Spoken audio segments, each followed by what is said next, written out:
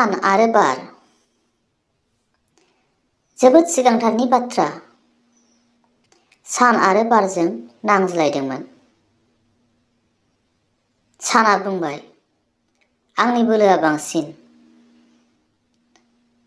जोबथारनायाव सानैबो बेनि सायाव आनजाद नायनो ओंखारनायसै। लामाजों सासे लामा हान्थिग्रा मानसिया थांबाय थादोंमोन। बेनि मोदोमाव गांसे सि दंमोन। सान आरो बारा थि खालामनायसैदि जायनो बे लामा हान्थिग्रा मानसिनि मोदोमनिफ्राय सिखौ बोखारहोनो हागोन बेनो बोलो गोरासिन जागोन।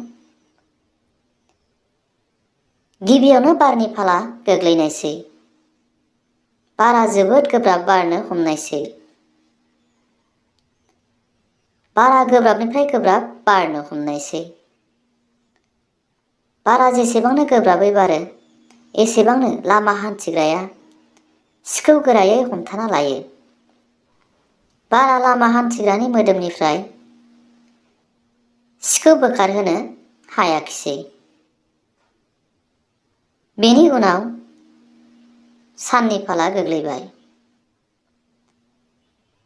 साना गावनि बिदुं दुंनायखौ बारायनानै होबाय। लामा हान्थिग्राया बिदुं दुंनायखौ सहायनो हायै जानानै सिखौ बोखारना लानानै फांसे बिफांनि सायख्लुमाव जिरायनायसै।